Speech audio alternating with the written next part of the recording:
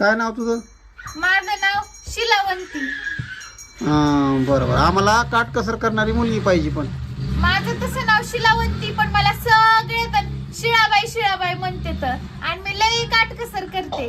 आमच्या घरी 2-4 दिवसापूर्वी भाकरी केल्या का सगळ्या भाकरी मी तशाच ठेवते आणि वाळून त्याला ठोंब्याने अशी उकळीमध्ये कुटीते आणि ते पुन्हा दूध घेते गरम, दुधामध्ये गरम टाकीते, मिक्स करते आणि सगळं भाकरी म्हणजे तू ताज्या भाकरी केलेल्या कोणाला वाढीत नाही, ते शिळे तयार करते तिला.